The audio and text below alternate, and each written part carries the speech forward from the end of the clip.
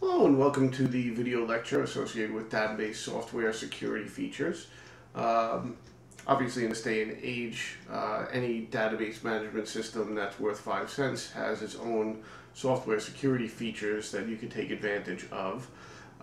So we're going to talk about views and subschemas, we're going to talk about integrity controls, authorization rules, user-defined procedures, encryption, authentication schemes, and we will eventually spend basically the second half of this chapter talking about backup journalizing and checkpointing.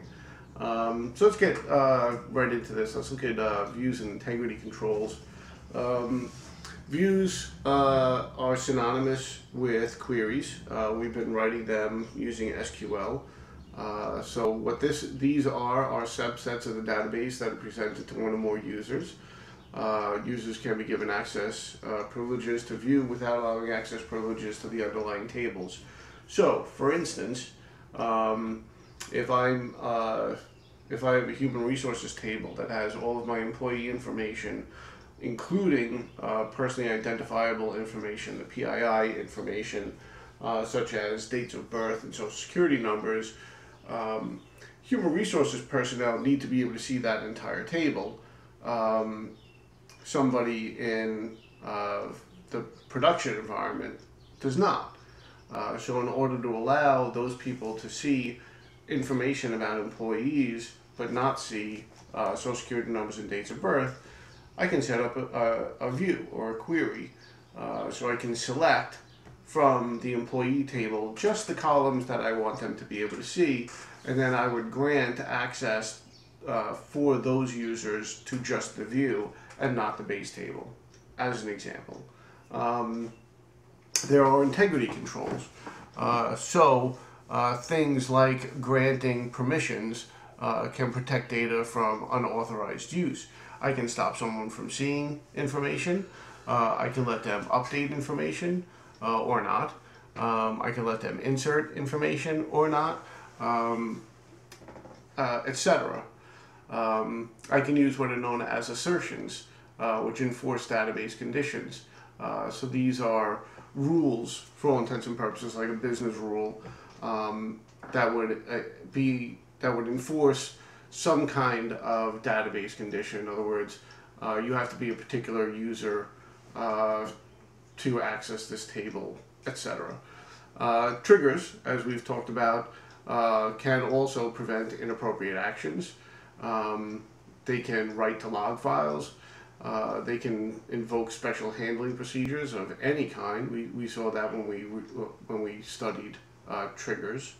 So we could also use authentication rules, right? So we can use we can restrict access to data. We can restrict actions that people can take on data. You can see it, but you can't update it, or you can update it, but you can't insert new records.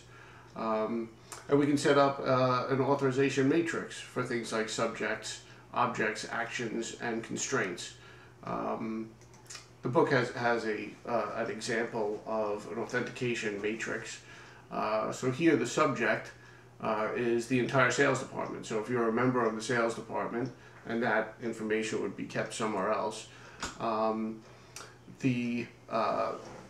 the object you have access to would be a customer record, or one of the objects you have access to is a customer record. The action you're allowed to do is you're allowed to insert, but then I can put a constraint on that to say you're allowed to insert a customer record, but you're not allowed to insert a customer record whose credit limit is $5,000 or more, for instance. The order trans subject, right? So if there's an order transaction, obviously that can use a customer record, but it can only read the customer record. But there's no restrictions on reading the data if you're doing an order transaction. You can do it right down to a specific terminal. So this particular terminal is used to modify balance due information on customer records, etc. You get the idea, but you can set up matrices like that to control authorization. The other ways you can do it is you can have an authorization table for subjects. For instance, I can have an authorization table for a salesperson that tells them that they can read, insert, and modify customer records, but they're not allowed to delete. And when it comes to order records, salespeople can read and insert order records, but they can't modify them or delete them. An authorization table for objects such as orders. So on the orders table, salespeople can read, but they can't insert, modify, or delete. Order entry people can read, insert, and modify, but they can't delete. And then the people in accounting can't insert new orders, but they can read, modify, and delete existing orders. Figure 11.6 is a description of Oracle privileges. So you can see that in Oracle, you have things like, select privileges, can I see it? Then the insert privileges is, can I add new records, update, delete, alter. Index is creating indexes on a table. References is, can I create foreign keys and set up referential integrity. And execute is, can I actually execute a stored procedure. So these are what are known as user-defined procedures. We'll look at those a little later. When it comes to encryption, and we talk about the ability for someone to communicate information, and we talked about this at the end of chapter 9 with talking about SOAP. There is typically a two-key encryption method. So it starts off plain text. We apply some encryption algorithm and we generate a key that is public. We send an encrypted message, otherwise known as a cipher, so the X's in this case turn to Y's. And then we have a decryption algorithm that can only be unlocked by key 2, the second key. And then it regenerates the plain text. So we talk about authentication schemes. The object is, or the goal is to get a positive identification of the user. We should use passwords.